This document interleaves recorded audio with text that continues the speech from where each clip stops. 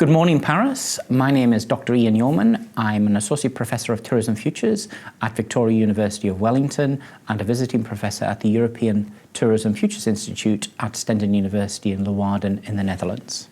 The purpose of today's presentation is an overview of technology futures. Fundamentally, what are those drivers that are pushing? What are the transformations in the terms of what's happening now? And looking to the future through the eyes of science fiction. So as I've already said, that's what we'll do. Drivers of change, which are things that move slowly. How has that transformation affected the tourist and behaviour? And in order to understand the future, because of the fast pace of change with technology, I'm going to use some science fiction metaphors and films. So, what are those constants? Well, I think there's three things. These are the three things that won't change. The pace of technology has moved very fast in the last 100 years. There's actually a saying, we've seen more transformation in technology in the last 10 years than we've seen in the last 200. Technology is the main means of communication for today's consumer. And with all of this pace of change, technology has brought about a number of issues for society, whether it's privacy, mental well-being, or job security. So those are the constants. So, one of the things with technology is we can't look backwards. It's this process of constant change. And here's an example of Leslie Vella's business card from the Maltese Tourism Authority. And as you can see, way back in 1993, when Leslie started as a research assistant at the MLA, there was no mobile phones. It was all about telexes and faxes. And today, the landline is probably a thing of the past in the terms of slow down and how we use it. Today, very much, society in the terms of communication is very much a mobile society, a mobile phone, and other digital platforms. So, what's the first stage of this presentation? Well, in order to understand change, we need to understand what's pushing that change.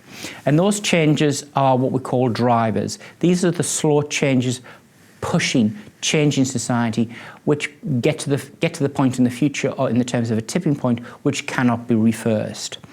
These are the mega drivers that impact upon business, society, and the consumer. They're huge. And this is what's fundamental at the heart of this presentation. And I've identified three drivers of change which I want to talk about. The first one, without doubt, is automation. If you went back, 50 years, we used to have a thing called lifts and lift operators. Today we still have lifts, but lift operators are a thing of the past. Why? Because lifts or elevators have become automated. So that's just a representation how technology changes jobs and changes roles in society. Right at the heart of automation is artificial intelligence. And one interesting point of research is the work of Ray Kurzweil, who's the chief scientist or technical director of Google. You will know him for the concept of singularity, which is what is the point in the future when computing power will be better than the human brain. And all of this automation has had big implications in the terms of tourism. It brings a lot more commodification of product, and transactions become automated. So examples of that are things like the procedures for check-ins at hotels and at airports. We've automated the process. However, going forward, automation has major challenges for many jobs, whether they're low skill or high skill, and many professions may disappear going forward. If we look at the history of automation, it gives us an indication of what the future will be. So in 1980,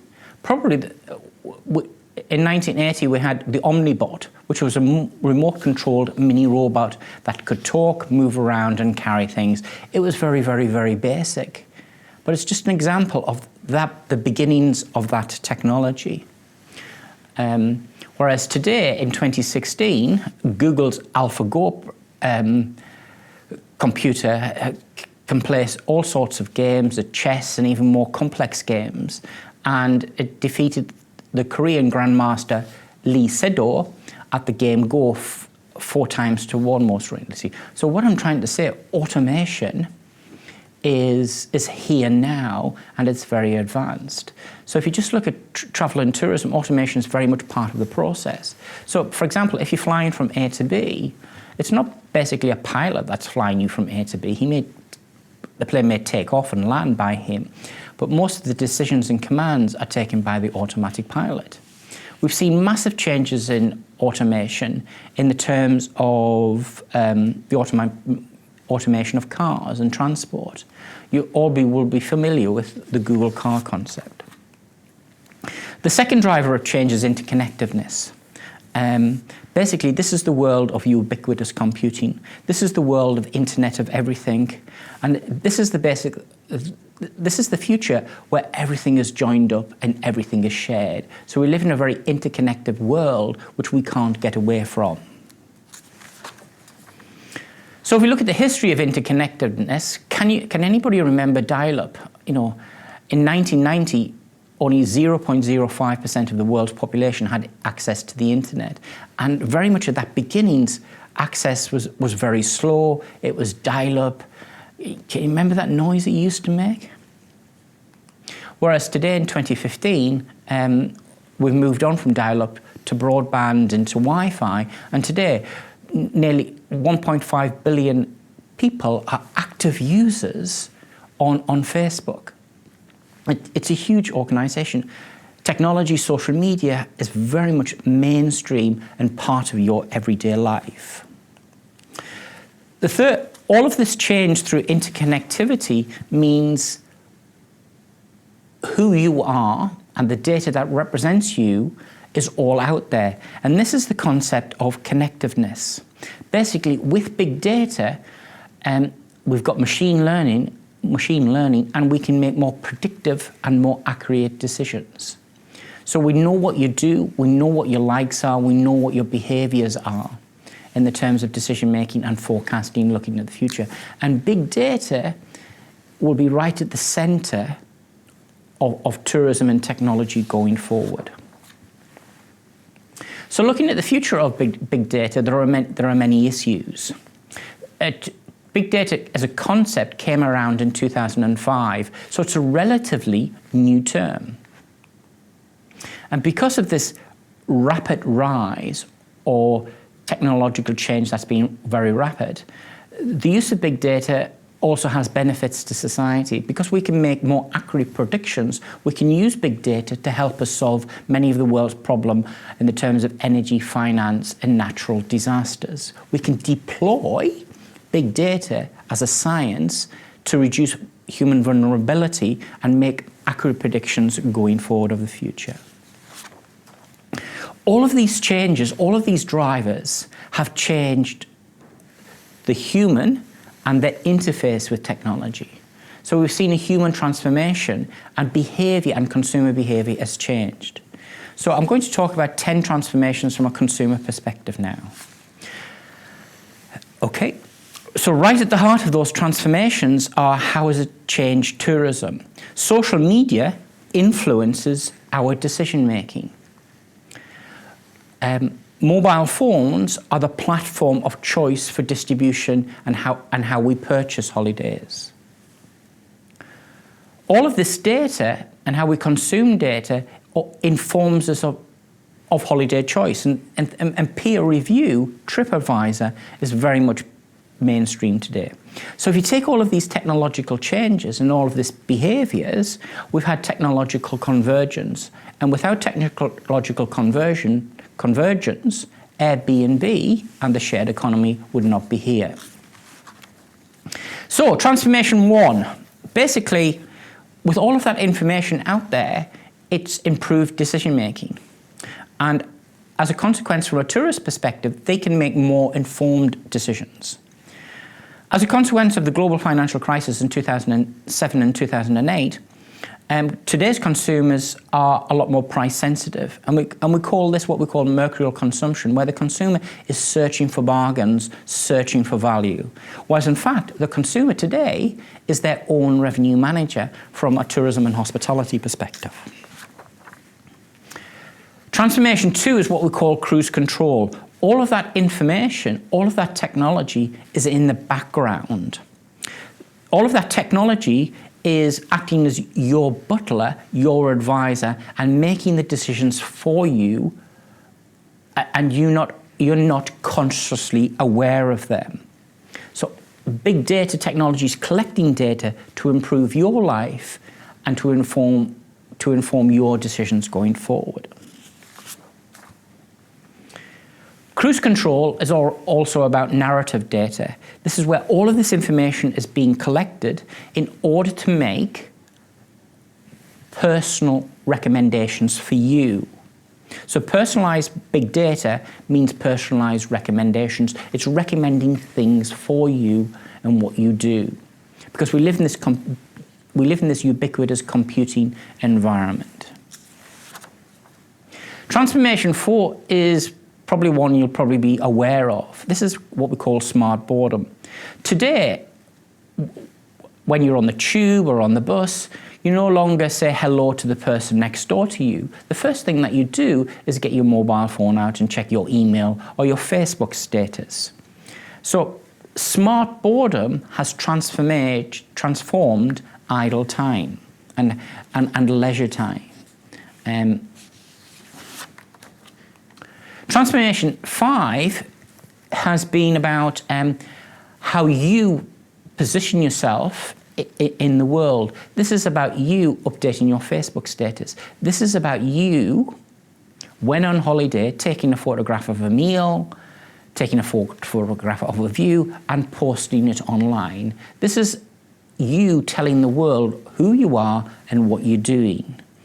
This is about you in the terms of social gratification. This is about you not sending a postcard anymore, but telling your friends where you are and what you're doing. Transformation 6, we live in a world where computers learn. Computers that learn drive cruise control, come about through narrative data. So basically what's happening there, computers are not making repetitive decisions, they're making decisions based upon their learning and your behavior. They're updating their decisions as you go about your daily life. Transformation 6 is the world of culture of immediacy. I think technology's changed things. Once upon a time you had dial-up, and today it's about super fast broadband. As a consequence, your sense of time through the culture of immediacy has changed your perception of patience. Transformation 8 is fundamentally today we live in a network society. And that network is whether you're on LinkedIn, Twitter, or some other social media platform for advice, for review, and expertise. Transformation 9 is fundamentally today we live in a mobile society. Today, consumers, when they're in a destination and they want to get from A to B, they'd probably use a Google map rather than a paper map. The mobile platform is the platform of choice for distribution systems. A mobile society and a mobile phone is the platform of choice for virtual reality and augmented reality in the terms of information. So the tourist and the consumer have embraced this course of life, this technological change. So if we take all of those changes, what does it mean for the final transformation? And that final transformation is liminal experiences. What is reality and what is not? So in the future, do we go to a pop concert where we're not viewing a real artist, but a hologram, something that's not real, but has a sense of realness? And this is one of Japan's leading pop artists. She's not real, she's a hologram.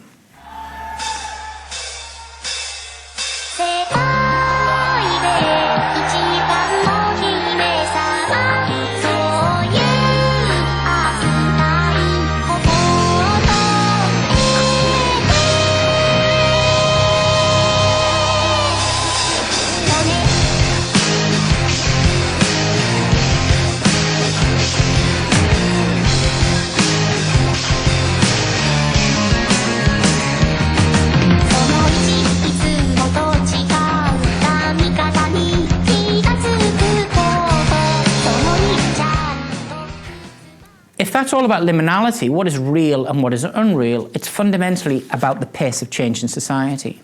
And because the pace of change in technology is being fast, one of the best ways to look at the future is to use science fiction as a metaphor of reality. So what I'm going to do now is present 4 futures based upon science fiction films. The first one is about what we call emotional tracking. Have you seen the film by Mel Gibson and Helen Hunt, which is basically called What Women Want? Basically, Mel Gibson is an advertising guru, but he has an accident in the bathroom and he bangs his head. And as a consequence, he gets telepathy powers.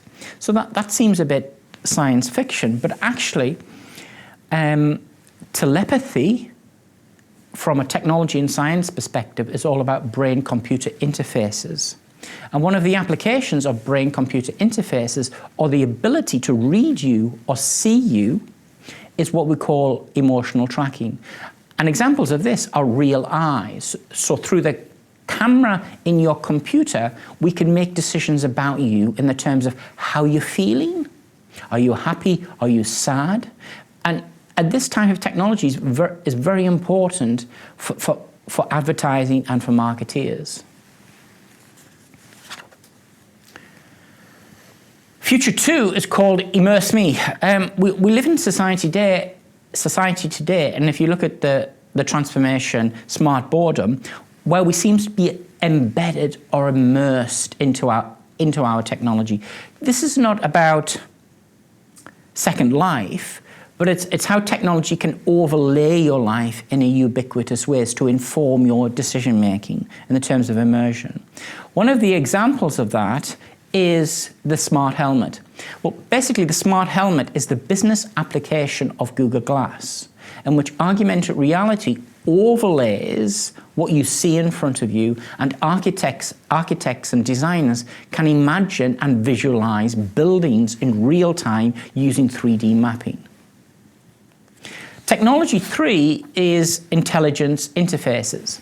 So if you've seen the film, which is Transdentation, sorry, I can't pronounce that. Basically, this is the work of Ray Kurzweil, and it's about singularity.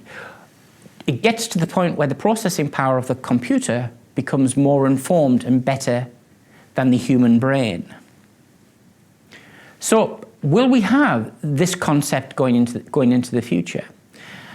It may not be as bad or dystopian as portrayed in the film, but we already have sensible computers that can make rational decisions. So the classical examples of that are things like Google Now or Amazon's Echo. This is a computer in your home which you can ask questions and can make decisions for you. It's fundamentally a voice-activated search engine. Future 4 is, can we use technology to address many of the challenges of the future? You know, like climate change, like war. And here I'm using the metaphor from an episode from the X-Files called Black Oil, where all of the oil in the world is contaminated by an out-of-space bacteria. So what will happen when oil disappears? What will happen when we go beyond peak oil? Well, we do go beyond that. So we're living in a world where technology is fundamentally driving a green agenda. So you know about the electric car, but what about the electric aeroplane? This is the NASA X-57, which is a plane that flies by electricity, and it's just batteries that somebody plugs in. Future 5 is all about smart robots. Would you like an iRobot in your house? This is singularity. This is the point where smart robots go beyond the Amazon Echo. So imagine in the year 2050 when a 3-star Michelin restaurant where the head chef is a smart robot. And this is actually happening today.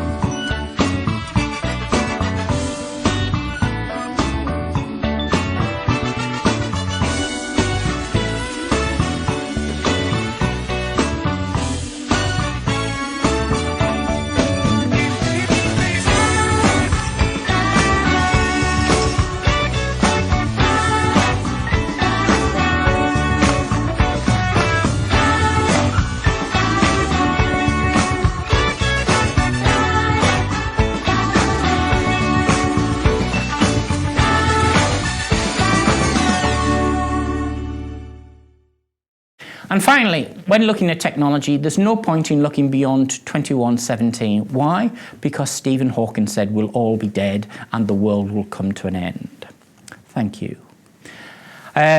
Just one final note. I'd like to thank the Foresight Factory for insight into the consumer trends data and to TechCast Global for some of the technology futures. Thank you.